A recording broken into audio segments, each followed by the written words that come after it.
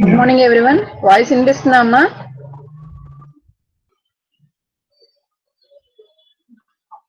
Yes, ma'am.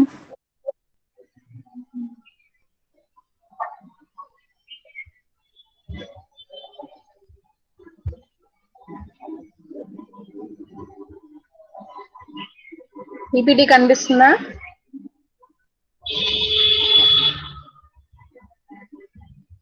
PPT display అవుతుంది. Yes, madam.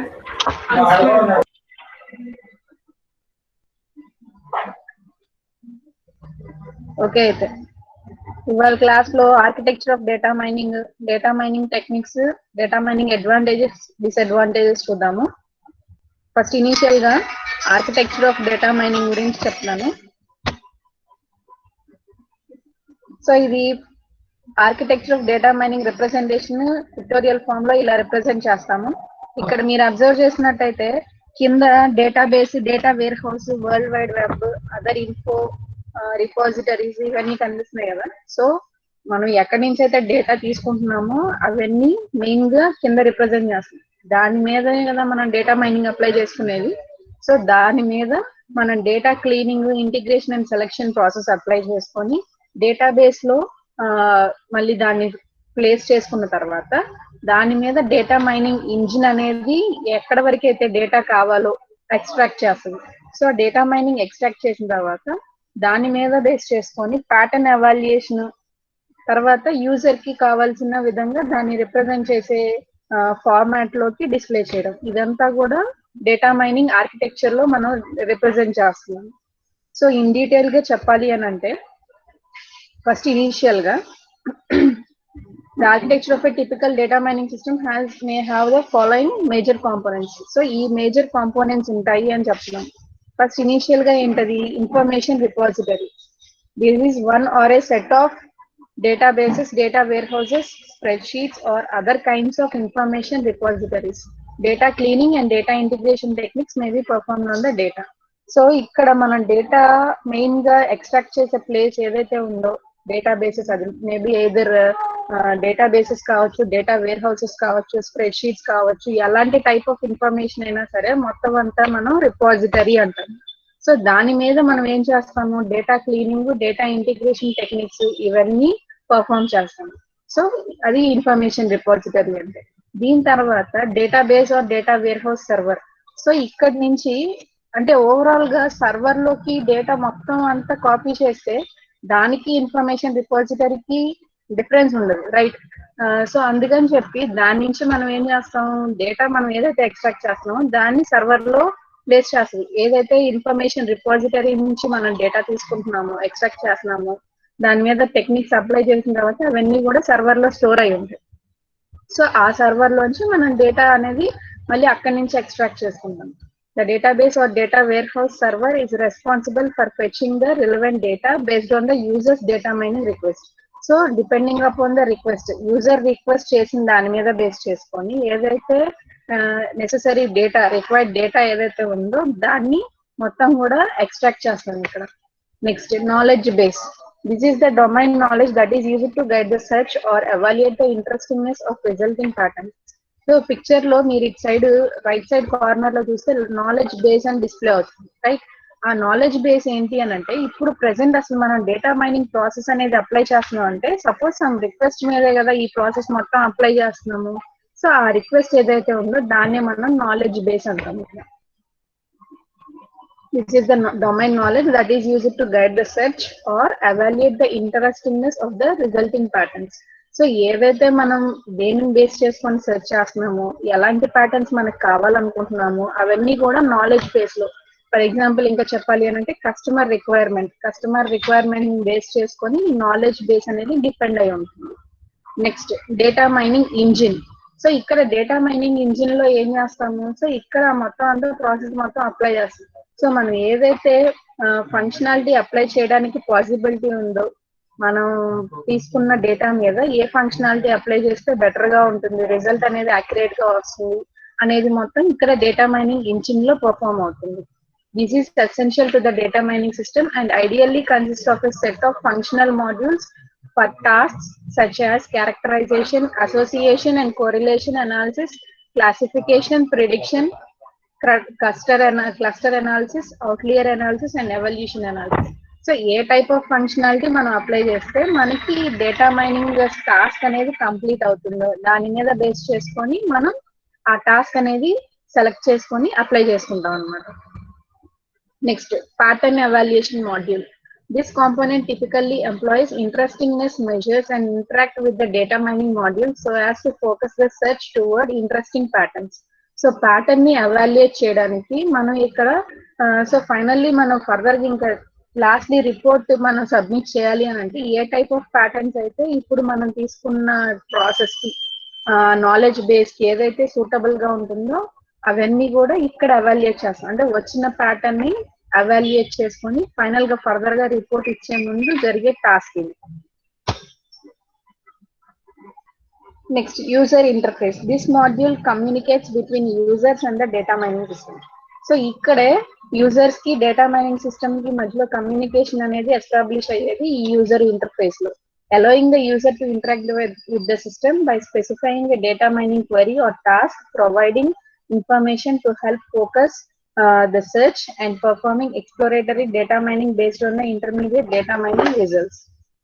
So ఇక్కడ user కి మధ్యలో ఇంటరాక్షన్ అనేది స్టార్ట్ చేసిన తర్వాత ఆ యూజర్ ఈ ఇంటరాక్షన్ అనే దాంట్లో ఇక్కడ డేటా మైనింగ్ క్వరీ అంటే డేటా రిక్వెస్ట్ ఏదైతే ఉందో కస్టమర్ నుంచి వచ్చిన రిక్వెస్ట్ ఏదైతే ఉందో దాన్ని బేస్ చేసుకొని ఇక్కడ కిందకి ఫర్దర్ గా ముందుకి మూవ్ అవుతున్నాం కాబట్టి ఇక్కడ యూజర్ ఇంటర్ఫేస్ లో ఏంటంటే యూజర్ కి తర్వాత డేటా మైనింగ్ సిస్టమ్ కి మధ్యలో ఒక ప్లాట్ఫామ్ అని చెప్పచ్చు దీన్ని. Next, in addition, this component allows the user to browse database and data warehouse schemas or data structures, evaluate mined patterns and visualize the patterns in different forms. So దీంతో పాటు ఇంకా additional గా ఇక్కడ ఏం జరుగుతుంది అని అంటే డేటాబేస్ ని ఆర్ డేటా వేర్ హౌస్ ని మనం యాక్సెస్ చేయడం, బ్రౌజ్ చేయడం అంటే యాక్సెస్ చేయడం ఆర్ తర్వాత evaluate mined patterns. So patterns మనకి ఏవైతే జనరేట్ అయినాయో దాన్ని ఎవాల్యుయేట్ చేయడం, తర్వాత visualise the patterns in different forms. So user request ని బేస్ చేసుకుని ఎలాంటి ప్యాటర్న్ లో అంటే వాళ్ళకి ఎలాంటి ఫార్మాట్ లో డేటా కావాలి, either it may be report కావచ్చు, ఎలాంటిదైనా కావచ్చు. సో ఎలాగా కావాలనుకుంటున్నారో దాని మీద బేస్ చేసుకొని దానికి వాళ్ళకి రిప్రజెంట్ చేయడానికి ఇక్కడే యూజర్ ఇంటర్ఫేస్ లోనే పాసిబిలిటీ ఉంటుంది. సో ఇది జనరల్ గా architecture of the data mining system. So data mining architecture లో జనరల్ గా బేసిక్ గా ఈ 6 స్టెప్స్ అనేవి ఉంటాయి. సో ఇనిషియల్ గా మీరు ఈ ఫిగర్ ని బట్టే ఒక అనాలిసిస్ చెప్పేయచ్చు. ఓవరాల్ గా ఎలా ఉంది, ఎక్కడి నుంచి ఏ స్టెప్ నుంచి ఏ స్టెప్ కి మూవ్ అవుతున్నాము, ఎక్కడి నుంచి మనం డేటా కలెక్ట్ చేస్తున్నాము, ఇదంతా కూడా. సో ఇనిషియల్ గా ఇన్ఫర్మేషన్ రిపాజిటరీ ఉంటుంది, దాంట్లో data warehouses, data bases, ఇంకా అడిషనల్ గా ఏదైతే డేటా ఎక్కడి నుంచి అయితే ఓవరాల్ గా మనం డేటాని ఎక్స్ట్రాక్ట్ చేస్తున్నామో దాన్ని మొత్తం ఇన్ఫర్మేషన్ రిపాజిటరీ అంటాము. తర్వాత దీని మీదే మనం టెక్నిక్స్ అప్లై చేసుకుంటాము, data cleaning and data integration techniques ని. తర్వాత database or data warehouse server లో డేటా ఇప్పుడు మనం మైనింగ్ చేయడానికి కావాల్సిన డేటా ఏదైతే ఉందో దాన్ని ఎక్స్ట్రాక్ట్ చేస్తాం. సో దాన్ని ఎక్స్ట్రాక్ట్ చేసిన తర్వాత నాలెడ్జ్ బేస్ అంటే ఏంటి, నాలెడ్జ్ బేస్ అంటే యూజర్ కి ఏదైతే రిక్వెస్ట్ ఉందో మెయిన్ గా ఎక్కడి నుంచి అయితే మనం ఓవరాల్ గా ఈ ప్రాసెస్ స్టార్ట్ చేసామో దాన్ని మొత్తం మనం నాలెడ్జ్ బేస్ అంటాము. నెక్స్ట్ డేటా మైనింగ్ ఇంజిన్ లో మనం డిఫరెంట్ టెక్నిక్స్ అనేవి అప్లై చేసుకొని మనం క్లీనింగ్ ఆర్ ప్రాసెసింగ్ ఏదైతే డేటా మైనింగ్ అల్గోరిథం మనం అప్లై చేసి ఇక్కడ ఏదైతే సూటబుల్ గా ఉంది డేటా ఎవాల్యుయేట్ చేయడానికి అనేది మొత్తం అంతా ఇక్కడ ఆ టాస్క్ ఇక్కడ కంప్లీట్ చేస్తాం. దాని తర్వాత pattern evaluation. So pattern evaluation లో రిజల్టెంట్ అవుట్పుట్ ఏదైతే వచ్చిందో దాన్ని ఎవాల్యుయేట్ చేసుకొని కరెక్ట్ గా వచ్చిందా, దీంట్లో ఇంకేమైనా మోడిఫికేషన్స్ ఉన్నాయా అనేది మొత్తం కూడా ప్యాటర్న్ ఎవాల్యుయేషన్ మాడ్యూల్ లో కంప్లీట్ చేసుకుంటాం. లాస్ట్లీ ఏంటంటే యూజర్ ఇంటర్ఫేస్. సో యూజర్ కి తర్వాత సిస్టమ్ కి మధ్యలో ఇంటరాక్షన్ మొత్తం అంతా కూడా ఈ ప్లేస్ లో జరుగుతుంది. సో యూజర్ కి ఎలాంటి డేటా కావాలి అనేది రిక్వెస్ట్ చేసిన దాని మీద బేస్ చేసుకొని మొత్తం ప్యాటర్న్స్ మొత్తం ఎవాల్యుయేట్ చేసిన తర్వాత వాళ్ళకి కావాల్సిన స్పెసిఫిక్ ఫార్మాట్ లో డేటా అనేది డిస్ప్లే చేయడం అనేది ఇక్కడ జరుగుతుంది. So this is the architecture of data mining. అర్థమవుతుందమ్మా చెప్పేది? క్లియర్ గా వినిపిస్తుందా నా వాయిస్?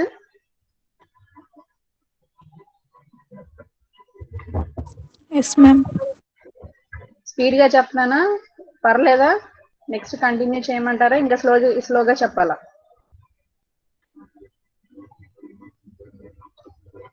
అంటే నేను అన్నారు కదా స్పీడ్ గా కాకుండా కొంచెం స్లోగా చెప్పమని, సరిపోతుందా ఇంకా కొంచెం స్లోగా చెప్పాలా?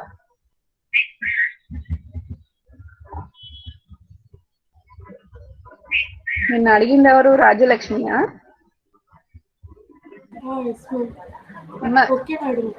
సరిపోయిందా? ఇప్పుడు ఇంకా స్లోగా చెప్పమంటారా? Okay then. నెక్స్ట్ టాపిక్ వచ్చేసి ఏంటంటే డేటా మైనింగ్ టెక్నిక్స్.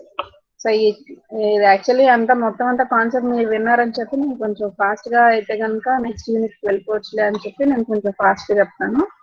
సరే ఇన్ డీటెయిల్ గానే చెప్తున్నాను అయితే. So next data mining techniques. So different types of techniques మనం తీసుకున్న డేటాబేస్ మీద ఆర్ డేటా మీద ఏవైతే అప్లై చేస్తే మనకి కరెక్ట్ ఎగ్జాక్ట్ రిజల్ట్స్ వస్తాయి అనేది చెప్పి మనం ఆ టెక్నిక్స్ గురించి ఇన్ డీటెయిల్ గా ఏ టెక్నిక్ ఎలా ఉంటుంది, ఏ టెక్నిక్ లో ఏం జరుగుతుంది అనేది తెలుసుకుంటాం ఇక్కడ. సో ఇనిషియల్ గా ఫస్ట్ స్టెప్ ఏంటి? క్లాసిఫికేషన్. సో క్లాసిఫికేషన్ అంటే జనరల్ గా ఇంగ్లీష్ వర్డ్ మీనింగ్ లోనే తెలుస్తుంది, మనం క్లాసిఫై చేస్తాం డేటాని. సో ఇక్కడ దేని మీద బేస్ చేసుకొని మనం డేటాని క్లాసిఫై చేస్తున్నాం, ఎలాంటి టైప్ ఆఫ్ డేటా మనకు వచ్చింది, దాని మీద ఎలాంటి క్లాసిఫికేషన్ చేస్తే బెటర్ గా ఉంటుంది, అదంతా కూడా క్లాసిఫికేషన్ టెక్నిక్ లో ఉంటుంది. This technique is used to obtain important and relevant information about data and metadata. So ఇక్కడ మెటాడేటా అంటే ఏంటంటే డేటా అబౌట్ డేటా. అంటే సపోజ్ ఫర్ ఎగ్జాంపుల్ మనం ఒక టేబుల్ తీసుకున్నాం అనుకోండి, టేబుల్లో చాలా హెడర్ రోలో చాలా నేమ్స్ అనేవి మనం డిస్ప్లే చేసాం అనుకోండి, దాని గురించి ఇన్ఫర్మేషన్ మొత్తం కూడా మనం మెటాడేటాలో స్టోర్ చేస్తాం. ఈ టర్మ్ కూడా డిబిఎంఎస్ లో వస్తుంది మీకు. So data about data is nothing but metadata. So data గురించే మనం డేటా అంటే ఇన్ బ్రీఫ్ గా డేటా గురించే మనం డేటా కనుక ఒక చోట స్టోర్ చేస్తే సో దట్ మనం యాక్సెస్ చేయడానికి ఈజీగా ఉండేదాన్ని మెటా డేటా అంటాం. This data mining technique helps to classify data in different classes. So ఈ టెక్నిక్ లో మనం డిఫరెంట్ క్లాసిఫికేషన్స్ డిఫరెంట్ క్లాసెస్ లో మనం క్లాసిఫై చేసుకుంటూ వెళ్తాం depending upon the data. Data మీద బేస్ చేసుకొని క్లాసిఫికేషన్ అనేది పర్ఫామ్ చేసుకుంటూ వెళ్తాం. Data mining techniques can be classified by different criteria as follows. So different classifications ఎలా ఉన్నాయి? Based upon the condition. చెప్పాను కదా, కండిషన్ ని బట్టి డేటాని బట్టి మనం క్లాసిఫికేషన్ చేసుకుంటా వెళ్ళాం. సో ఫస్ట్ ఏంటి అని అంటే classification of data mining frameworks as per the type of data sources mind. So ఏ టైప్ ఆఫ్ డేటా సోర్సెస్ మనం తీసుకొని మైనింగ్ అనే ప్రాసెస్ ని అప్లై చేస్తున్నామో దాన్ని బేస్ చేసుకొని క్లాసిఫికేషన్ ఫస్ట్ది. So this classification is as per the type of data handle. So ఏ టైప్ ఆఫ్ డేటా మనం హ్యాండిల్ చేస్తున్నామో ఆ డేటా టైప్ ని బట్టి మనం ఏం చేస్తాం, క్లాసిఫికేషన్ అనేది పర్ఫామ్ చేస్తాం. ఫర్ ఎగ్జాంపుల్ మల్టీమీడియా డేటా టైపా, స్పాటియల్ డేటా టైపా, టెక్స్ట్ డేటానా, టైమ్ సిరీస్ డేటానా. సో ఇలాంటివి ఏ టైప్ ఆఫ్ డేటా మనం తీసుకొని మనం ప్రాసెస్ అనేది స్టార్ట్ చేస్తున్నామో దాని మీద బేస్ చేసుకొని ఈ ఫస్ట్ క్లాసిఫికేషన్ అనేది డిపెండ్ అయి ఉంది. Next second classification of data mining frameworks as per the database involved. So ఇందాకదేమో డేటా సోర్స్, ఇప్పుడుదేమో డేటా బేస్. సో ఇక్కడ క్లాసిఫికేషన్ డేటా బేస్ ని బట్టి క్లాసిఫై చేసుకుంటా వస్తాం. సో నిన్న different types of data to be mined అని చెప్పి ఒక కాన్సెప్ట్ విన్నారు. దాంట్లో data warehouses, data bases, transactional data ఇలాంటివన్నీ ఉన్నాయి కదా. సో ఆ టైప్ ఆఫ్ డేటా బేస్ ని బట్టి మనం ఇక్కడ క్లాసిఫికేషన్ చేస్తాం. This classification based on the data model involved. For example, object-oriented database, transactional database, relational database. So depending upon the database, మనం ఇక్కడ క్లాసిఫై చేస్తున్నాం. ఫస్ట్ ఏమో డేటా సోర్స్ మీద బేస్ చేసుకొని క్లాసిఫికేషన్, సెకండ్ ఏమో డేటా బేస్ ని base చేసుకొని classification. Next third ఏంటి అని అంటే classification of data mining frameworks as per the kind of knowledge discovered. So ఏ టైప్ ఆఫ్ నాలెడ్జ్ అనేది ఫైనల్ అవుట్పుట్ కింద వచ్చిందో దాని మీద బేస్ చేసుకొని classification. This classification depends on the types of knowledge discovered or data mining functionalities. For example discrimination, classification, clustering, characterisation etcetera. Some frameworks can to be expensive frameworks offering a few data mining functionalities together. So ఇక్కడ మనం classification apply చేసేటప్పుడు ఏంటంటే మనం గుర్తు పెట్టుకోవాల్సింది different types of techniques ని మనం together గా కలిపి వాడాల్సిన కేసెస్ ఉంటాయి. అలాంటి కేసెస్ లో కూడా మనం ఇక్కడ ఈ టైప్ ఆఫ్ క్లాసిఫికేషన్ అనేది చేయొచ్చు. సో ఏ టైప్ ఆఫ్ క్లాసిఫికేషన్ ఆర్ ఏ టైప్ ఆఫ్ టెక్నిక్ మనం యూజ్ చేస్తున్నాము, తర్వాత ఏ టైప్ ఆఫ్ నాలెడ్జ్ మనం మనం పొందాము అంటే డేటా మైనింగ్ ప్రాసెస్ తర్వాత ఏది మనకి జనరేట్ అయింది అవుతుంది అనే దాని మీద బేస్ చేసుకొని ఈ క్లాసిఫికేషన్ ఉంటుంది. సో ఇదేంటి data mining as per the kind of knowledge discovered. First ఏమో డేటా సోర్సెస్ మీద బేస్ చేసుకొని, తర్వాతదేమో డేటా బేస్ మీద బేస్ చేసుకొని, తర్వాత ఇదేమో kind of knowledge discovered. A type of knowledge మనకి ఫైనల్ అవుట్పుట్ కింద మనకి వస్తుంది అనే దాని మీద బేస్ చేసుకొని క్లాసిఫికేషన్ ఇది. నెక్స్ట్ లాస్ట్ ఏంటంటే classification of data mining frameworks according to data mining techniques use. So ఇక్కడ ఏ టైప్ ఆఫ్ టెక్నిక్ మనం యూస్ చేస్తున్నాం అనే దాని మీద బేస్ చేసుకొని classification. This classification is as per the data analysis approach utilized, such as neural networks, machine learning, genetic algorithms, visualization, statistics, data warehouse oriented or database oriented, etc. So ఏ type of technique మనం apply చేస్తున్నాం, so ఏ approach ని మనం తీసుకుంటున్నాం అనే దాని మీద base చేసుకొని క్లాసిఫికేషన్ అనేది చేస్తాం అన్నమాట. The classification can also take into account the level of user interaction involved in the data mining procedure, such as query-driven systems, autonomous systems, or interactive exploratory systems. వీటితో పాటు ఏంటంటే క్లాసిఫికేషన్ అనేది ఎంత account of user interaction అనేది ఉంది, అంటే ఎంతవరకు user అనే వాళ్ళు ఇంటరాక్ట్ అవుతున్నారు అనే దాని మీద కూడా బేస్ చేసుకొని క్లాసిఫికేషన్ అనేది చేయొచ్చు. వాటికి ఎగ్జాంపుల్ కింద query driven systems, autonomous systems ఇవన్నీ కూడా వస్తాయి. సో ఇది క్లాసిఫికేషన్. సో క్లాసిఫికేషన్ అంటే ఏంటి, సో మనకి ఉన్న డేటాని ఏం చేస్తాం, క్లాసిఫై చేస్తాం. డిపెండింగ్ ఆన్ ద డేటా మనకి ఏదైతే అవైలబుల్ గా ఉందో దాని మీద మనం క్లాసిఫికేషన్ అప్లై చేస్తాం. సో ఆ క్లాసిఫికేషన్ అనేది 4 types లో మనం చేసుకుంటూ వెళ్ళచ్చు. So depending on the data sources ఒకటి, depending on the data bases ఒకటి, depending on the kind of knowledge discovered, and last ఏంటి డేటా మైనింగ్ టెక్నిక్ మనం ఏం యూజ్ చేస్తున్నాం. సో ఈ 4 types లో మనం క్లాసిఫై చేసుకోవచ్చు. సో ఇది ఫస్ట్ టెక్నిక్, సో క్లాసిఫికేషన్ చేసుకోవడానికి. సో ఈ క్లాసిఫికేషన్ ఎందుకు చేస్తున్నాము అంటే డేటా మైనింగ్ ప్రాసెస్ అనేది అప్లై చేసేటప్పుడు ఇనిషియల్ గా క్లాసిఫికేషన్ అనేది కనుక చేస్తే ఇనిషియల్ గానే మనకి ఆ ప్రాసెస్ అనేది ఈజీ అవుతుంది, సో ఫాస్ట్ అవుతుంది. సో దానికోసం క్లాసిఫికేషన్ అనేది అప్లై చేసుకోవచ్చు. నెక్స్ట్ సెకండ్ ఏంటి అని అంటే క్లస్టరింగ్. సో క్లాసిఫికేషన్ కి క్లస్టరింగ్ కి పెద్దగా డిఫరెన్స్ లేదు, కానీ లాస్ట్ చెప్పాలంటే క్లాసిఫికేషన్ కి క్లస్టరింగ్ కి డిఫరెన్స్ ఎక్కడ చెప్తాము అంటే మనం ఏదైతే డేటా ఫైనల్ గా ఫెచ్ చేసామో ఆ ఫెచ్ చేసిన డేటానంతా గ్రూపింగ్ చేస్తాం క్లస్టరింగ్ లో.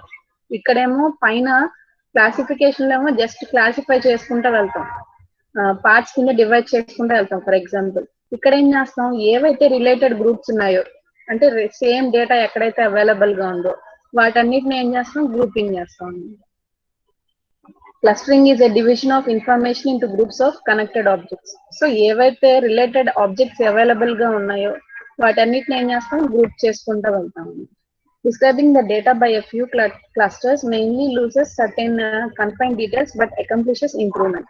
సో ఇక్కడ క్లస్టర్స్ కింద డివైడ్ చేయడం వల్ల కొన్ని డీటెయిల్స్ అనేవి మనకి మిస్ అవుతాయి. యాక్చువల్లీ అసలు ఈ డేటా మైనింగ్ ప్రాసెస్ లో కూడా మొత్తం మనం ఏం చేస్తాం, ఎస్టిమేషన్ ఒక టెక్నిక్ అయితే దీంట్లో ఎస్టిమేషన్ అనేది ఒక కాన్సెప్ట్ తీసుకున్నట్టయితే మనం కొన్ని ఇంపార్టెంట్ డీటెయిల్స్ అనేవి మిస్ అయ్యే ఛాన్సెస్ ఉన్నాయి ఏ కేసులో అయినా సరే. సో అలాంటి ఛాన్సెస్ ఉన్నా కూడా ఇక్కడ క్లస్టర్స్ అనేవి మనకి ఈ డేటా మైనింగ్ టెక్నిక్ లో మనం ప్రాసెస్ అనేది ఈజీగా ఫాస్ట్ గా చేసుకోవడానికి యూస్ఫుల్ గా ఉంటుంది ఇక్కడ. Next it models data by it's clusters. So ఇక్కడ ఏం చేస్తుంది, డేటాని క్లస్టర్స్ కింద ఫామ్ చేస్తుంది. Next data modelling puts clustering from A historical point of view rooted in statistics, mathematics and numerical analysis. So clustering అంటే ఈ క్లస్టరింగ్ ప్రాసెస్ అనేది different క్లాసిఫికేట్ different industries లో డిఫరెంట్ ప్లేసెస్ లో వాటిలో కూడా మనం ఇక్కడ అప్లై చేయడానికి ఛాన్సెస్ ఉన్నాయి. From A machine learning point of view clusters relate to hidden patterns. The search for clusters is unsupervised learning and the subsequent framework represents a data concept. So machine learning point వ్యూలో చూసినట్టయితే clusters అనేవి hidden patterns, అంటే డేటాని మనం ఏం చేస్తాం, grouping చేసుకుంటూ వెళ్ళినప్పుడు సమ్ ప్యాటర్న్ అనేది దాంట్లో అవైలబుల్ గా ఉంది. సో ఆ ప్యాటర్న్ ని మళ్ళీ ఎవాల్యుయేట్ చేయడం అనే ప్రాసెస్ అనేది అంతా కూడా ఇక్కడ క్లస్టరింగ్ ద్వారా చేయడానికి పాసిబిలిటీ ఉందన్నమాట. From a practical point of view clustering place and extraordinary job in data mining applications. So practical point of వ్యూలో చూస్తున్నట్టయితే ఏమవుతుంది, ఇది one of the important task actually. ఎందుకనంటే ఏదైతే గ్రూప్స్ రిలేటెడ్ డేటా ఎక్కడైతే ఉందో దాన్ని గ్రూపింగ్ చేయడం ద్వారా ఏమవుతుంది, వర్క్ అనేది తగ్గుతుంది ఆటోమేటిక్. ఎక్కడైతే రిలవెంట్ డేటా ఉందో ఆ రిలవెంట్ డేటాని కలపడం ద్వారా ఏమవుతుందంటే డేటా మైనింగ్ టాస్క్ అనేది ఈజీ అవుతుంది. For example scientific data exploration, text mining, information retrieval. So ఇలాంటి ప్లేసెస్ లో మొత్తంలో కూడా ఈ క్లస్టరింగ్ ప్రాసెస్ అనేది అప్లై చేసుకోవచ్చు అన్నమాట. In other words, we can say that clustering analysis is a data mining technique to identify similar data. So, similar data ని identify చేయడం ఒక టాస్క్ ఇక్కడ. దీంతో పాటు this technique helps to recognise the differences and similarities between the data. So ఈ technique ద్వారా మనం ఏం చేస్తాం, సిమిలారిటీస్ ఏంటి, నెక్స్ట్ డిఫరెన్సెస్ ఏంటి డేటా మధ్యలో, ఇవన్నీ కూడా ఎవాల్యుయేట్ చేయడానికి ఛాన్సెస్ ఉన్నాయి. Next clustering is very similar to the classification, but it involves grouping chunks of data together based on their similarities. So clustering అనేది ఇందాక చెప్పినట్టుగా క్లాసిఫికేషన్ ప్రాసెస్ లాగే ఉంటుంది. కాకపోతే ఏమవుతుంది, హ్యూజ్ అమౌంట్స్ ఆఫ్ డేటాని మనం ఏం చేస్తాం, సిమిలారిటీ ఉన్న డేటాని మొత్తం గ్రూపింగ్ చేస్తాం క్లస్టరింగ్ లో. అదే క్లాసిఫికేషన్ లో అయితే కనుక మనం ఏం చేస్తాం, డివైడ్ చేసుకుంటూ వెళ్తాం. సో అది ఆ రెండింటికి డిఫరెన్స్. సో ఇది క్లస్టరింగ్ గురించి. Next coming to regression. Regression analysis is the data mining process used to identify and analyze the relationship between variables because of the presence of the other factor. So ఇక్కడ ఏం చేస్తాము, regression process లో identify చేసి analyse చేసి relationship variables మధ్యలో ఏదైతే ఉందో దాన్ని ఎవాల్యుయేషన్ అనేది మొత్తం రిగ్రెషన్ ప్రాసెస్ లో చేస్తాం. It is used to define the probability of the specific variable. దీనికి ఇంకా ఎగ్జాంపుల్ చెప్పాలి అని అంటే, ఫర్ ఎగ్జాంపుల్ చూడండి, we might use it to project certain costs depending on other factors such as availability, consumer demand and competition. Primarily, it gives the exact relationship between two or more variables in the given data set. For example మనం ఒక super market example తీసుకున్నట్టయితే దాంట్లో cost అనేది ఎలా maintain చేయాలి, so ఏ factors ఈ cost మీద depend అయి ఉన్నాయి అనేది కన్సిడరేషన్ లోకి తీసుకుంటే, సో దాని అవైలబిలిటీ ఎంత, కన్స్యూమర్ డిమాండ్ ఎంత డిమాండ్ ఉంది ఆ ప్రోడక్ట్ కి, తర్వాత ఈ పర్టికులర్ ప్రోడక్ట్ కోసం కాంపిటీషన్ ఎలా ఉంది మార్కెట్ లో, బయట ట్రెండ్ ఎలా ఉంది దీని గురించి. సో ఈ కేసెస్ అన్ని కన్సిడరేషన్ లో పెట్టుకొని మనం ఏం చేస్తాం, ఒక వాల్యూ ఇంకొక వేరియబుల్ మీద ఎలా డిపెండ్ అయి ఉంది. సపోజ్ ఫర్ ఎగ్జాంపుల్ చూద్దాం అనంటే, ఒక ప్రోడక్ట్ తీసుకున్నాం. సో ఒక ప్రోడక్ట్ తీసుకున్నప్పుడు ఈ ప్రోడక్ట్ కొన్నప్పుడు ఇంకొక ప్రోడక్ట్ కి దీనికి సంబంధం ఏదైనా ఉందా, ఆ సంబంధం ఏదైనా ఉంటే సపోజ్ ఈ ప్రోడక్ట్ కనుక పర్చేస్ చేస్తే కన్స్యూమర్ అనే వాళ్ళు ఇంకొక ప్రోడక్ట్ కూడా దీంతో పాటు కొంటారా, కొనే ఛాన్సెస్ ఎంత ఉన్నాయి, ఇవన్నీ కూడా అనాలిసిస్ అనేది రిగ్రెషన్ ప్రాసెస్ లో జరుగుతుంది అనమాట. It is used to define the probability of a specific variable. Regression primarily a form of planning and modelling. So planning అనమాట. సో ఎక్కడైతే మనం ఏదన్నా అప్లై చేస్తున్నామో, ఏదైనా మార్కెట్ లో కానీ ఒక ఆర్గనైజేషన్ లో కానీ ఈ పర్టికులర్ ప్రాసెస్ ని మనం అప్లై చేసినట్టయితే వేరియబుల్స్ మధ్యలో రిలేషన్షిప్ ఎలా ఉంది, సో ఫ్యూచర్ ఫ్యాక్టర్స్ ఎలా డిపెండ్ ఉన్నాయి వీటి మీద. సో ఇదంతా కూడా మనం ఏం చేస్తాం, ప్లానింగ్ చేసుకుంటా దాన్ని ఇంప్లిమెంట్ చేసుకుంటా వెళ్తాం రిగ్రెషన్ లో. Next coming to association rules. So ఇక్కడ అసోసియేషన్ రూల్స్ అనేవి మనకి కూడా దీంట్లో కూడా మనం ఐటమ్స్ మధ్యలో రిలేషన్షిప్ చెప్తాము. దీంట్లో కూడా this data mining techniques helps to discover a link between two or more items. It finds a hidden pattern in the data set. ఇందాక ప్రాసెస్ లో మనం ఏం చేస్తున్నాము, టూ వేరియబుల్స్ మధ్యలో రిలేషన్షిప్ ఏంటి అనేది ఫైండ్ అవుట్ చేస్తాం. ఇక్కడ అసోసియేషన్ రూల్స్ లో ఏం చేస్తున్నాం అంటే టూ ఆర్ మోర్ వేరియబుల్స్ ఎలా లింక్అప్ అయి ఉన్నాయి ఒకదానితో ఒకటి. సో ఇక్కడ ఇంకా ఎగ్జాంపుల్ చెప్పాలి అని అంటే ఇందాక చెప్పిన ఎగ్జాంపుల్లో లాగానే, సో సూపర్ మార్కెట్ లో ఒక ప్రోడక్ట్ పర్చేస్ చేసినట్లయితే ఒక కస్టమర్ అనేవాళ్ళు సైమల్టేనియస్ గా ఇంకొక ప్రోడక్ట్ అనేది పర్చేస్ చేస్తారా, దానికి ఛాన్సెస్ ఎంత ఉన్నాయి, ఇవన్నీ కూడా అనాలిసిస్ మొత్తం కూడా అసోసియేషన్ రూల్స్ లో ఉంటుంది. It finds a hidden pattern in the data set. Association rules are if-then statements that support to show the probability of interactions between data items within large data sets in different types of databases. So databases లో data items మధ్యలో relationship ఎలా ఉంది, so probability ఎంత ఉంది. If then statements అంటే if else statements లాగా అన్నమాట. So ఇప్పుడు ఒకవేళ ఇఫ్ ఈ స్టేట్మెంట్ అయితే దెన్ వాట్, అలాంటి రూల్స్ అన్ని కూడా ఇక్కడ అప్లై చేస్తాం. Association rule mining has several applications and is commonly used to help sales correlations in data or medical data sets. So ఈ association rules అనేవి మెయిన్ గా సేల్స్ మార్కెటింగ్ సేల్స్ లో తర్వాత మెడికల్ డేటా సెట్స్ మీద ఎక్కువగా ఈ technique అనేది apply చేస్తారన్నమాట. The way the algorithm works is that you have various data. For example, a list of grocery items that you have been buying for the last 6 months. So last 6 months నుంచి మనం grocery list ఏదైతే ఉందో దాన్ని maintain చేస్తూ ఉన్నప్పుడు so ఇక్కడ ఈ algorithm ఎలా అప్లై చేస్తాం అంటే it calculates percentage of items being purchase together. So ఇక్కడ మనం ఏం చేయొచ్చు ఇందాక చెప్పినట్టుగా మనం ఏ ఐటమ్స్ కి రిలేషన్షిప్ ఉంది, ఒకవేళ ఒక ఐటమ్ మీద డిపెండ్ అయ్యి ఇంకొక ఐటమ్ ఏదన్నా డిపెండ్ అయి ఉందా, ఇలాంటివన్నీ కూడా ఈ పర్టికులర్ టెక్నిక్ లో మనం అబ్జర్వ్ చేయొచ్చు అన్నమాట. There are three major measurements technique. These are the three major measurement techniques. So first ఏంటి lift. This measurement technique measures the accuracy of the confidence over how often item B is purchased. So ఇప్పుడు ఇందాక చెప్పినట్టుగా so 6 months కి grocery list తీసుకున్నట్టయితే so ఇక్కడ ఏం చూస్తాము, మనం తీసుకున్న లిస్ట్ లో ఫ్రీక్వెంట్ గా ఈ పర్టికులర్ ఐటమ్ అనేది ఎంత వరకు రిపీటెడ్ గా మనం తీసుకుంటున్నాము అనేది first measure. So confidence of per item B per entire set, entire data set లో ఐటమ్ బి మనం ఎంత ఫ్రీక్వెంట్ గా పర్చేస్ చేస్తున్నాము అనేది ఈ లిఫ్ట్ మెజర్మెంట్ తో తెలుసుకోవచ్చు. Secondly, support. This measurement technique measures how often multiple items are purchased and compared it to the overall data set. So how often మనం ఎంత ఫ్రీక్వెంట్ గా మల్టిపుల్ ఐటమ్స్ ని టుగెదర్ పర్చేస్ చేస్తున్నాము. సో టుగెదర్ పర్చేస్ చేస్తున్నాము అనేది overall గా entire data set grocery list మీద compare చేసుకుంటే ఎంత ఫ్రీక్వెంట్ గా సేమ్ ఈ 2 ఐటమ్స్ గ్రూప్ గా మనం తీసుకుంటున్నాము అనేది second measurement. Next third measurement ఏంటి, this measurement technique measures how often item B is purchase when item A is purchase as well. So ఇక్కడ ఐటమ్ బి కనుక కంపల్సరీగా పర్చేస్ చేస్తే దాని తర్వాత ఐటమ్ ఏ అనేది కంపల్సరీగా పర్చేస్ చేయాలి. సపోజ్ ఫర్ ఎగ్జాంపుల్ చెప్తున్నాను, suppose tea powder or coffee powder మనం తీసుకున్నాం అనుకోండి, దానికి కంపల్సరీగా మనం ఏం తీసుకుంటాము, షుగర్ అనే ఐటమ్ అనేది కూడా కంపల్సరీగా తీసుకుంటాం కదా.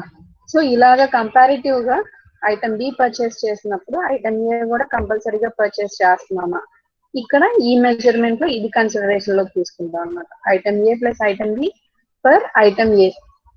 సో కంపల్సరీగా ఎప్పుడైతే మనం పౌడర్ అనేది కొంటున్నామో దానికి కంపల్సరీగా దాంతో పాటు ఐటమ్ బి షుగర్ ఏదైతే ఉందో అది కూడా పర్చేస్ చేస్తున్నాము. సో ఇవి association rules. So association rules లో మనం ఏం చేస్తాం, డిఫరెంట్ ఫ్యాక్టర్స్ అప్లై చేసుకుంటా దీంట్లో కంపారిటివ్ గా మనం ఏం చేస్తాము, ఎక్కువగా ఈ పర్టికులర్ మెజర్మెంట్ అనేది మనం ఎక్కడ ఏ ఇండస్ట్రీస్ లో అప్లై చేస్తాం, సేల్స్ లో, మెడికల్ డేటా సెట్స్ మీద. ఇవి ఎక్కువగా అప్లై చేస్తే మనకి బెనిఫిట్ వస్తుంది, అంటే డేటా మైనింగ్ టాస్క్ అనేది కంప్లీట్ అవుతుంది, ఈజీగా కంప్లీట్ అవుతుంది అన్నమాట. Next outer detection.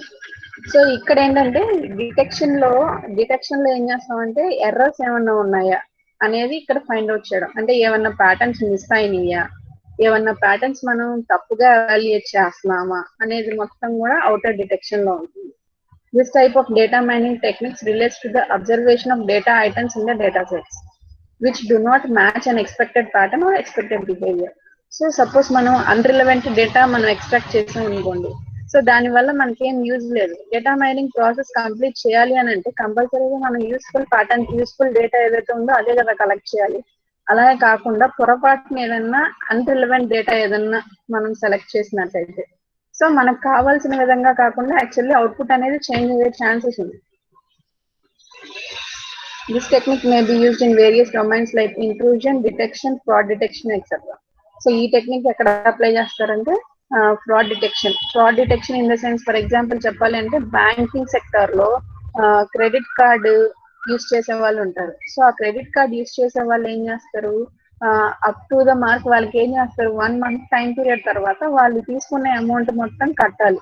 అలా కట్టకుండా కొంతమంది ఏం చేస్తూ ఉంటారు, ఎస్కేప్ అయిపోతూ ఉంటారు.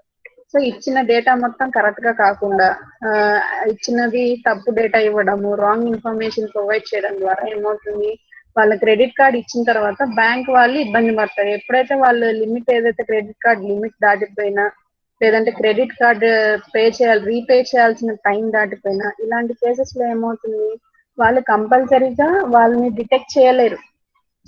చెప్పాలి అని అంటే కంప్లీట్ గా డిటెక్ట్ చేయడం పాసిబుల్ కాదు. కాకపోతే వాళ్ళ పాస్ట్ హిస్టరీని బట్టి వాళ్ళకి క్రెడిట్ కార్డ్స్ ప్రొవైడ్ చేయడం ద్వారా దీన్ని ఎలిమినేట్ చేయొచ్చు. అలాంటి వాళ్ళు ఎవరైనా ఉన్నారా అనేది ఫైండ్ అవుట్ చేయడమే ఇక్కడ అవుటర్ డిటెక్షన్ అన్నమాట. It is also known as outlier analysis or outlier mining. The outlier is a data point that diverges too much from the rest of the data set. The majority of the real world data sets have an outlier. Outlier detection plays a significant role in the data mining field.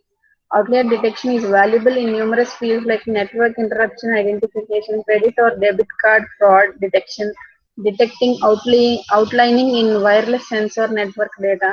So ఇలాంటి industries లో మనం ఎక్కువగా దీన్ని use చేస్తాం అన్నమాట. So మెజారిటీగా ఈ data mining task లో ఇది కూడా ఒక ఇంపార్టెంట్ టెక్నికే. సో దీంట్లో ఏమవుతుంది, మనం డేటా అనేది కరెక్ట్ గా ఎవాల్యుయేట్ చేస్తున్నామా, మనం అప్లై చేస్తున్న టెక్నిక్ అనేది కరెక్ట్ గా జరుగుతుందా లేదా అనేది ఇక్కడ మనం డిటెక్ట్ చేయడానికి పాసిబిలిటీ ఉంది. సో దట్ ఏమవుతుంది, మనం ఫైనల్ అవుట్పుట్ వచ్చేసరికల్లా మనం కరెక్ట్ గా మనం డేటాని అనాలిసిస్ చేస్తున్నామా లేదా అనేది ఒక కండిషన్ అనేది ఇక్కడ చెక్ చేసుకోవడానికి పాసిబిలిటీ ఉంది. సో ఇది అవుటర్ డిటెక్షన్ అంటే. Next sequential patterns, next prediction అన్నమాట. సో సీక్వెన్షియల్ ప్యాటర్న్స్ అంటే ఏంటి అని అంటే, so sequential pattern is a data mining technique specialised for evaluating sequential data to discover sequential patterns. So sequential డేటాలో మనం ఏం చేస్తాం, ఇక్కడ ప్యాటర్న్స్ ని ఎవాల్యుయేట్ చేస్తాం. ఏవైతే మనకి ప్యాటర్న్స్ వచ్చినాయో దాని మీద ఎవాల్యుయేషన్ ప్రాసెస్ అనేది చేస్తాం. It comprises of finding interesting subsequences in a set of sequences where the state of a sequence can be measured in terms of different criteria like length, occurrence, frequency, etc. So depending on the output format మనం దేని మీద ఎలాగా display చేయాలనుకుంటున్నామో దాని మీద base చేసుకొని ఇప్పుడు మనకి patterns ఏవైతే వచ్చినాయో అవి కరెక్ట్ గా ఉన్నాయా, సో డిఫరెంట్ కండిషన్స్ అప్లై చేసుకొని దానికి కరెక్ట్ సీక్వెన్స్ అనేది ఉందా, ప్యాటర్న్ కరెక్ట్ గా ఉందా అనేది ఎవాల్యుయేషన్ మొత్తం కూడా ఇక్కడ సీక్వెన్షియల్ ప్యాటర్న్స్ లో చేస్తాం అన్నమాట. In other words, this technique of data mining helps to discover or recognize similar patterns in transaction data over some time. So ఇప్పుడు ట్రాన్సాక్షన్స్ అంటే నిన్న చెప్పాను ట్రాన్సాక్షనల్ డేటా బేసెస్ అని. సో ఇక్కడ ట్రాన్సాక్షన్ డేటా అంటే ఏంటి, ఎలాంటి దానైనా మనం ట్రాన్సాక్షన్ అంటాం. ఏదర్ అది బ్యాంక్ ట్రాన్సాక్షన్ కావచ్చు, లేదంటే ఇంటర్నెట్ లో మనం చేసే ఒక హిస్టరీ కావచ్చు, ఇదంతా కూడా ట్రాన్సాక్షన్ అంటాం. దానికంటూ సమ్ ఇన్ఫర్మేషన్ అనేది ఉంటుంది. నేను చెప్పినట్టుగా ట్రాన్సాక్షన్ ఐడి, ట్రాన్సాక్షన్ డీటెయిల్స్ ఇవన్నీ అవైలబుల్ గా ఉంటాయి. సో ఇలాంటివన్నీ కూడా మనం ఎవాల్యుయేట్ చేసుకోవడానికి పాసిబిలిటీ ఉంటుంది ఇక్కడ సీక్వెన్షియల్ ప్యాటర్న్స్ లో.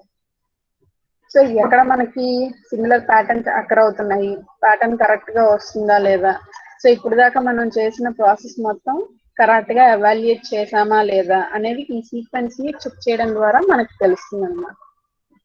Next prediction. Prediction used a combination of other data mining techniques such as trains, clustering, classification, etc. It analyzes past events or instances in the right sequence to predict the future events. So ఇక్కడ prediction అనే process ఏంటి అని అంటే, ఈ data mining అనేది continuous process. So continuous process కాబట్టి ఈ continuous గా ఎవాల్యుయేట్ చేసే ప్రాసెస్ లో మనం ప్రెడిక్ట్ చేస్తాం కొన్ని వాల్యూస్ అనేవి ఇలా ఉంటుంది, సో ఫ్యూచర్ లో దీని వాల్యూ ఇలా ఉంటుంది అనేది ప్రెడిక్షన్ అనంతా కూడా ఇక్కడ మనం ప్రెడిక్షన్ లో చేస్తాం అన్నమాట. సో ఇప్పుడు మనం తీసుకున్న టెక్నిక్ ఏదైతే బేస్ చేసుకొని మనం తీసుకుంటున్నామో దీని మీద ఇంతకు ముందు పాస్ట్ ఈవెంట్స్ ఏవైతే మనం పర్ఫామ్ చేసామో, ఇంతకు ముందు ఏదైతే డేటా మైనింగ్ ప్రాసెస్ కావచ్చు అది ఏదైతే అప్లై చేసామో ఇప్పుడు మనకి దాని వాల్యూ ఫ్యూచర్ లో దాని మీద బేస్ చేసుకొని దీన్ని ఎవాల్యుయేట్ చేసుకుంటూ వెళ్తే మనకి ఫైనల్ గా కరెక్ట్ గా రిజల్ట్ వస్తుందా. దీని suppose for example some product అనేది ఇప్పుడు ప్రెసెంట్ ఇలా ఉంది, దీని మార్కెట్ లో దీనికి ఇంత డిమాండ్ ఉంది, సో దీని డిమాండ్ అనేది ఫ్యూచర్ లో ఇలాగే ఉంటుందా అనేది ప్రిడిక్ట్ చేయడం. సో ఇదంతా కూడా ప్రిడిక్షన్ లో వస్తుంది. నెక్స్ట్, సో ఇవి డేటా మైనింగ్ టెక్నిక్స్. సో ఈ డేటా మైనింగ్ టెక్నిక్స్ లో మనం classification, clustering, regression, outer sequential patterns, prediction, association rules గురించి తెలుసుకున్నాము. సో మీరు ఎప్పుడైనా సరే చదివేటప్పుడు కూడా ఎలా అనాలిసిస్ చేసుకోవాలంటే ఒక టాపిక్ విన్న తర్వాత దాంట్లో మెయిన్ పాయింట్ ఏంటి అనేది ఐడెంటిఫై చేయగలిగితే దాన్ని బట్టి మీరు రాయొచ్చు. సో క్లాసిఫికేషన్ లో ఏం చేస్తాము, సో ఏదైతే డేటా అనేది క్లాసిఫై చేయడానికి పాసిబిలిటీ ఉందో సో దాన్ని బేస్ చేసుకొని మనం ఏదైతే సోర్స్ తీసుకుంటున్నామో ఏదైతే డేటాని తీసుకుంటున్నామో దాని మీద బేస్ చేసుకొని క్లాసిఫికేషన్ అనేది పర్ఫామ్ చేస్తాము. దాని తర్వాత క్లస్టరింగ్ లో ఇప్పుడు మనం క్లాసిఫై చేసిన గ్రూప్స్ ఏవైతే ఉన్నాయో వాటిని కంబైన్ చేసుకుంటాం క్లస్టరింగ్ లో. తర్వాత రిగ్రెషన్ లో ఏం చేస్తాము, సో రిగ్రెషన్ లో మనకి ఏదైతే ఈవెంట్స్ అక్కర్ అయినాయో మనం ప్రాసెస్ ఏదైతే కంప్లీట్ చేసామో అదంతా కూడా ఇప్పుడు మనం పర్ఫామ్ చేసిన యాక్షన్స్ అనేవి కరెక్ట్ గా అవుట్పుట్ ఎలా వస్తుంది అనేది మొత్తం ప్లానింగ్ మొత్తం కూడా రిగ్రెషన్ లో చేస్తాం. దాని తర్వాత అసోసియేషన్ రూల్స్ లో మనం ఏం చేస్తాం, ఐటమ్స్ మీద బేస్ చేసుకొని ఈ రూల్స్ అనేవి డిఫైన్ చేసుకుంటూ వచ్చాం.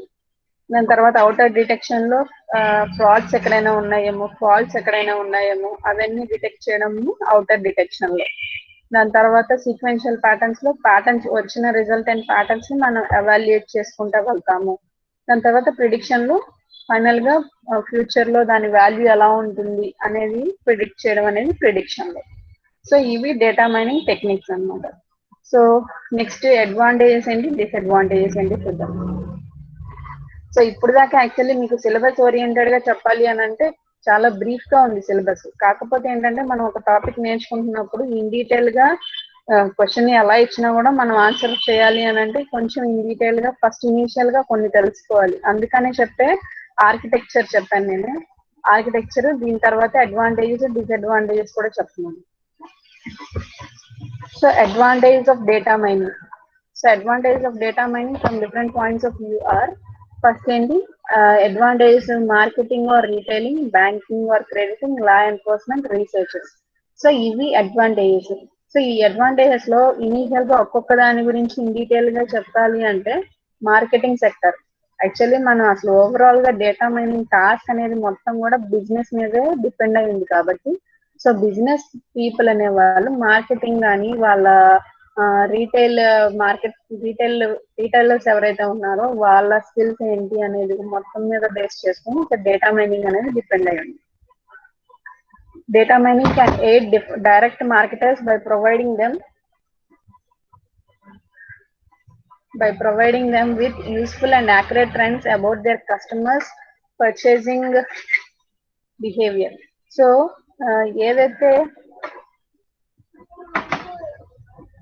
ఎవరైతే కస్టమర్స్ ఎవరైతే అప్రోచ్ అవుతున్నారో ఇండస్ట్రీని ఆర్ షాప్ ని, సపోజ్ ఫర్ ఎగ్జాంపుల్ ఏదైనా సూపర్ మార్కెట్ ని వాళ్ళు ఎవరైతే అప్రోచ్ అవుతున్నారో వాళ్ళు ఇప్పుడు ఎలాంటి ప్రోడక్ట్స్ కొంటున్నారు, ప్రెసెంట్ మార్కెట్ లో ఉన్న ట్రెండ్ ఏంటి అనేది దాని మీద బేస్ చేసుకొని డేటా మైనింగ్ టాస్క్ అనేది డిపెండ్ అవుతుంది. Based on these trend marketers can direct their marketing attention to their customers with more precision.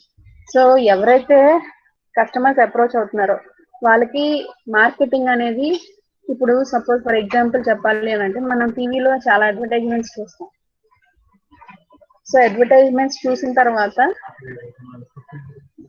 ఆ ప్రోడక్ట్ ఎలా ఉంటుంది అనేది కొంచెం ఎగ్జామ్షన్ చేసుకున్న తర్వాత మనం ఆ ప్రోడక్ట్ ని పర్చేస్ చేయాలనుకుంటాం కదా.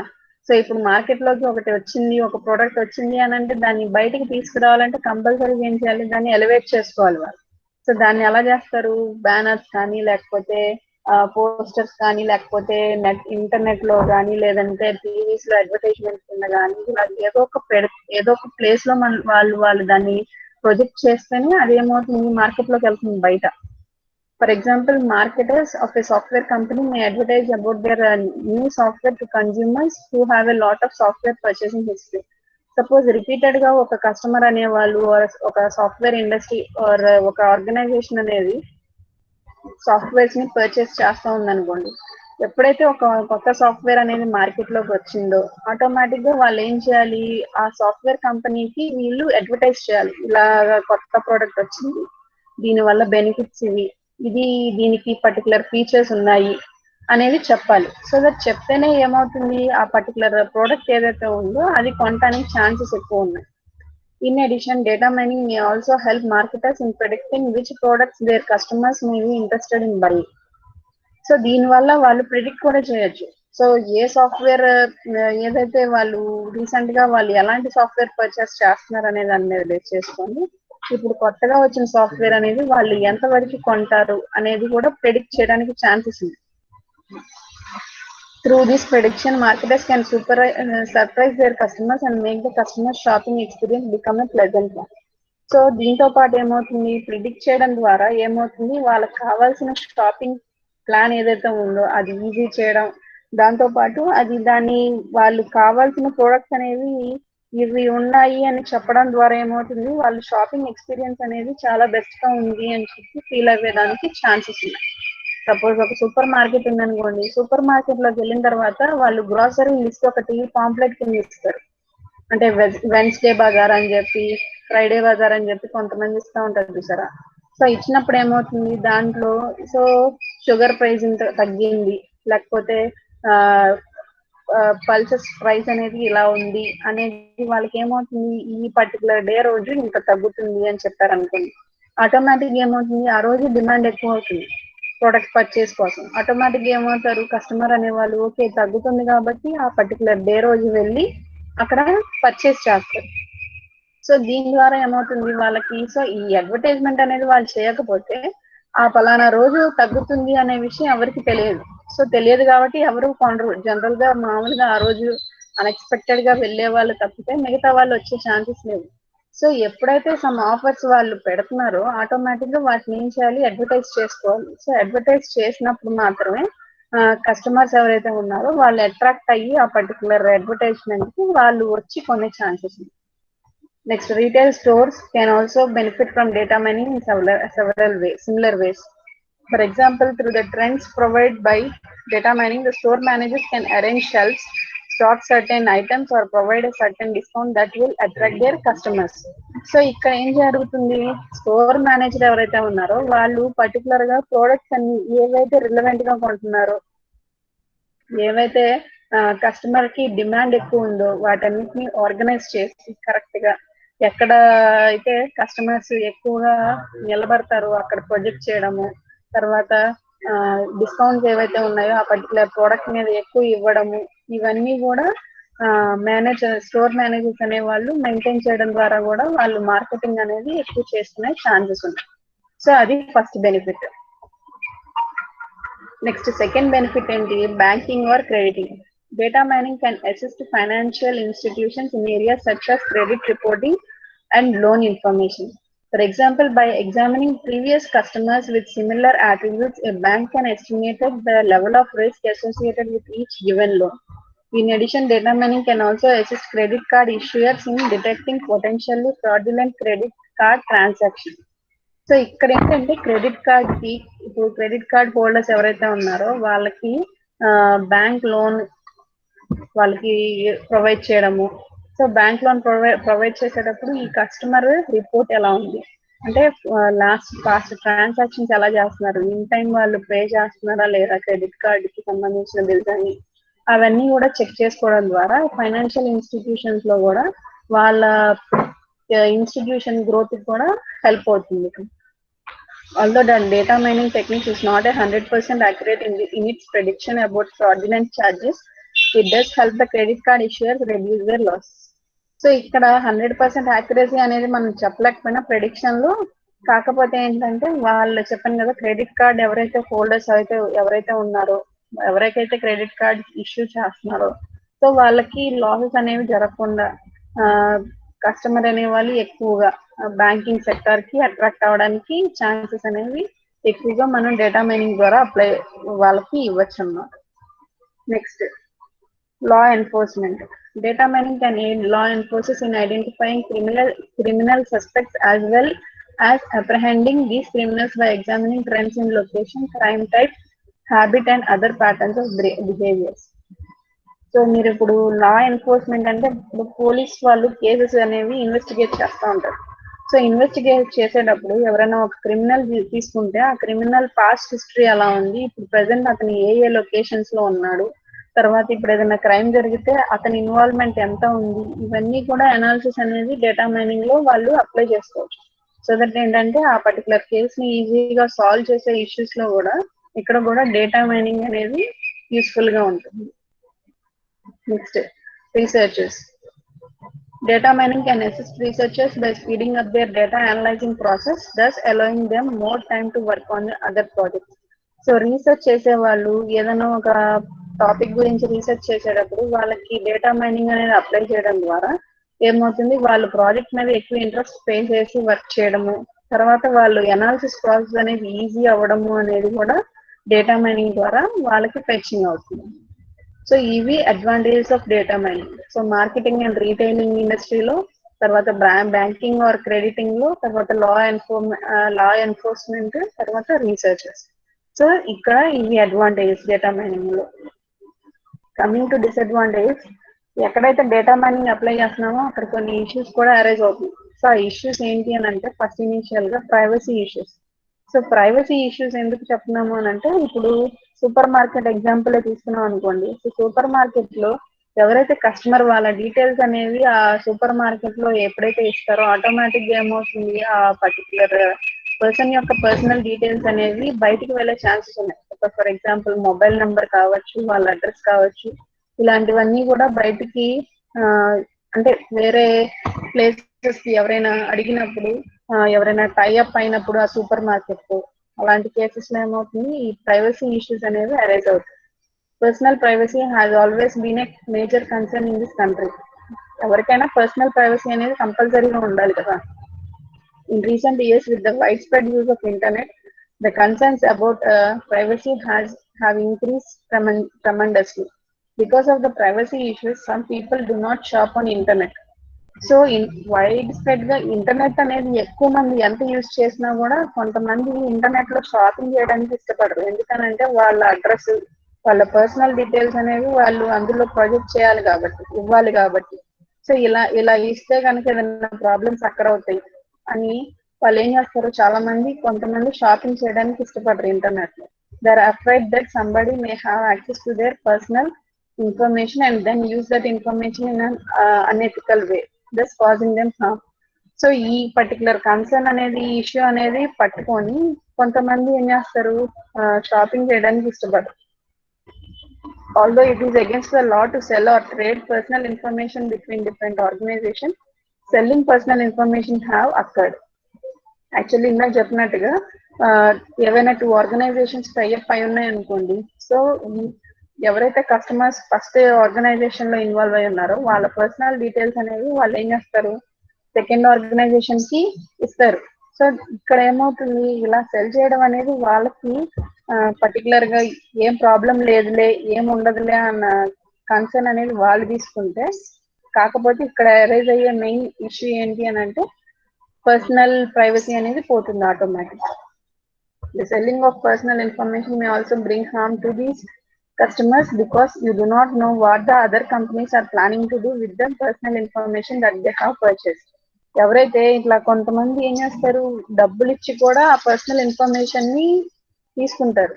సో అలా తీసుకున్నప్పుడు ఈ ఆర్గనైజేషన్ వాళ్ళు వాళ్ళ గురించి ఆలోచించకుండా, వాళ్ళ కస్టమర్స్ గురించి ఆలోచించకుండా ఎవరైతే ఆ ఇన్ఫర్మేషన్ ని సెల్ చేసేస్తారో, అమ్మేస్తారో, ఆటోమేటిక్ గా ఏమవుతుంది, వాళ్ళు ఎలాంటి ప్లేస్ లో యూజ్ చేస్తారు, ఆ ఇండస్ట్రీ ఈ పర్టికులర్ ఇన్ఫర్మేషన్ ని దేనికోసం తీసుకుంది, ఈ ఇష్యూస్ అన్ని వాళ్ళు ఏం పట్టించుకోరు. సో ఈ ఇష్యూ పట్టించుకోవడం వల్ల ఏమవుతుంది, ఈ పర్సనల్ ప్రైవసీ అనేది ఆటోమేటిక్ గా పోయే ఛాన్సెస్ ఉంది. మనం అబ్జర్వ్ చేసినట్లయితే మన మొబైల్ ఫోన్స్ కి అన్వాంటెడ్ గా, అన్నెసెసరీగా కొంతమంది మెసేజెస్ పెడుతూ ఉంటారు వాళ్ళ మార్కెటింగ్ కోసం. సో ఇవన్నీ ఎలా జరుగుతాయి, మన మొబైల్ నెంబర్ అనేది వాళ్ళు వేరే ఎక్కడి నుంచి అయినా సరే తెలుసుకోవడం వల్ల. లేకపోతే మన ఇన్ఫర్మేషన్ అనేది వాళ్ళకి ఎలా తెలుస్తుంది, మొబైల్ కంపెనీస్ ఏవైతే ఉన్నాయో వాళ్ళు కూడా సెల్ చేస్తారు ఇలాగే. వాళ్ళ ఇన్ఫర్మేషన్, వాళ్ళ మనీ కోసం వాళ్ళు ఏం చేస్తారు, సెల్ చేస్తారు. సో దట్ ఏమవుతుంది, సో ఎవరైతే వాళ్ళు మార్కెటింగ్ చేయాలనుకుంటున్నారో సో వాళ్ళు ఏం చేస్తారు, మన మొబైల్ ఇన్ఫర్మేషన్ లోంచి మనకి మెసేజెస్ పంపించడం అనేది స్టార్ట్ చేస్తూ ఉంటారు. సో ఇది ఒక డిసడ్వాంటేజ్ అనమాట డేటా మైనింగ్ లో. తర్వాత security issues. Although companies have a lot of personal information about us available online, they do not have sufficient security systems in place to protect that information. ఇక్కడ example కింద foreign countries లో ఒక organisation గురించి చెప్తున్నాము. Ford motor credit company అనేది 13,000 customers యొక్క personal information అనేది, అంటే వాళ్ళకి సంబంధించిన social security numbers, address account numbers, payment history, ఇది మొత్తం కూడా హ్యాకర్స్ అనే వాళ్ళు తీసేసుకున్నారంట. సో వాళ్ళే చెప్తారు ఈ ఇన్ఫర్మేషన్. సో ఎక్కడైతే సెక్యూరిటీ ఇష్యూస్ హ్యాకర్ అవుతున్నాయో, వాళ్ళు డేటా ఎక్కడైతే అవైలబుల్ గా ఉందో దాన్ని సెక్యూర్ చేయకపోవడం వల్ల ఏమవుతుంది, ఈ సెక్యూరిటీ ఇష్యూస్ అనేవి అరైజ్ అవుతాయి అన్నమాట. సో ఎక్కడైతే ఈ సెక్యూరిటీ ఇష్యూస్ అరైజ్ అవుతాయి, ఆటోమేటిక్ గా ఇప్పుడు కొంతమంది చూడండి జీమెయిల్ ని హ్యాక్ చేస్తూ ఉంటారు. మన జీమెయిల్ లో ఎవరో యూజ్ చేసినట్టు మనకు తెలుస్తూ ఉంటుంది. సో ఏమవుతుంది, అక్కడ హ్యాకింగ్ అనేది జరుగుతూ ఉంది. సో హ్యాకింగ్ అనేది జరిగే ఛాన్సెస్ ఎక్కువైతే ఉన్నాయి. ఎక్కడైతే ఉన్నాయో అక్కడ సెక్యూరిటీ ఇష్యూస్ అనేవి కంపల్సరీ అక్కడ అవుతాయి. This incident illustrated that companies are willing to disclose and share your personal information, but they are not taking care of the information properly. With so much personal information available, identity theft could become a real problem. So ఇక్కడ personal information ఎక్కడైతే ఎక్కువగా available గా ఉందో అక్కడ కంపల్సరీగా ఏమవుతుంది, security issues అనేవి కంపల్సరీగా అక్కడ అవుతాయి. ఎవరైతే పీపుల్ ఫ్రాడ్ చేయాలనుకుంటారో, ఎవరైతే పీపుల్ తప్పులు చేయాలనుకున్న వాళ్ళు ఎవరైతే ఉన్నారో వాళ్ళందరూ కూడా కంపల్సరీగా వీటి ద్వారా ఏదో ఒక లాభం అనేది పొందాలనుకుంటారు. సో అక్కడ కూడా సెక్యూరిటీ ఇష్యూ అనేది ఇంకొక డిసడ్వాంటేజ్ అన్నమాట డేటా మైనింగ్ లో. నెక్స్ట్ లాస్ట్ ఏంటంటే misuse of information are inaccurate information. Trends obtained about through data mining intended to be used for marketing purpose or for some other ethical purposes may be misused. Actually మనం marketing purpose గా ఒక data mining process అనేది start చేసినప్పుడు అది misuse అయ్యే chances ఉన్నాయి. Unethical business are people may use the information obtained through data mining to take advantage of vulnerable people or discriminated against a certain group of people. In addition, data mining techniques is not 100% accurate. Thus, mistakes do happen which can have serious consequences. So ఇక్కడ data mining process అనేది prediction are description process మీద technique మీద apply చేస్తున్నాం అని చెప్తున్నాం. So predict చేస్తాం అనుకున్నప్పుడు ఏమవుతుంది, కంపల్సరీగా ఇది కంపల్సరీ 100% యాక్యురేట్ కాదు. సో యాక్యురసీ మనం షూర్ గా చెప్పలేము, యాక్యురేట్ గా వస్తుంది లేదు అనేది కంపల్సరీ చెప్పలేము. దాంతో పాటు ఇప్పుడు ఏదైతే డేటా మైనింగ్ ప్రాసెస్ అప్లై చేసిన తర్వాత డేటా వచ్చిందో దాన్ని కంపల్సరీగా మిస్యూజ్ చేసే ఛాన్సెస్ ఎక్కడైతే ఉన్నాయో, ఎవరైతే ఇందాక చెప్పినట్టుగా పీపుల్ ఎవరైతే అన్వాంటెడ్ గా డిస్టర్బ్ చేయాలనుకుంటున్నారో అలాంటి పీపుల్ కూడా దాన్ని మిస్యూజ్ చేసే ఛాన్సెస్ కూడా ఎక్కువ ఉన్నాయి దీంట్లో. సో ఇవి డిసడ్వాంటేజెస్ ఏంటివి, ప్రైవసీ ఇష్యూస్ ఒకటి, సెక్యూరిటీ ఇష్యూస్ ఒకటి, misuse of information are inaccurate information. So ఇవి డేటా మైనింగ్ యొక్క డిసడ్వాంటేజెస్. ఓకేనమ్మా, అర్థమైందా క్లాస్? ఏమైనా డౌట్స్ ఉన్నాయా ఇవాళ చెప్పిన క్లాస్ లో?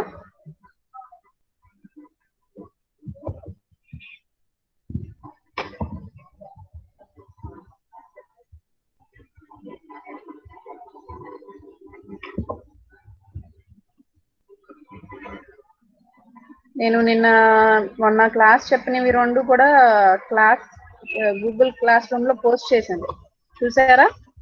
వీడియోస్ పోస్ట్ చేశాను. ఎవరన్నా వినకపోయినా ఏదన్నా అర్థం కాకపోయినా మళ్ళీ ఒకసారి చూడండి.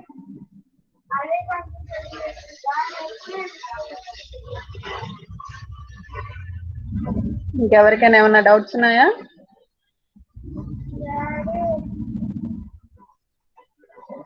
ఈ పీపీటీ కూడా షేర్ చేసేస్తాను ఇక్కడ వరకు. అంటే యాక్చువల్లీ నాలెడ్జ్ డిస్కవరీ ఒక చిన్న కాన్సెప్ట్ ఉంది, అది దాంట్లో వేరే పార్ట్ కింద కంటిన్యూ చేద్దాం. ఇప్పుడు వరకు చెప్పిన పీడిఎఫ్ ఏదైతే ఫైల్ ఉందో దాన్ని పీపీటీ ఇవాళ షేర్ చేస్తాను, ఒకసారి చెక్ చేసుకోండి. ఓకేనా? ఇంకెవరికి ఏం డౌట్స్ లేవు కదా?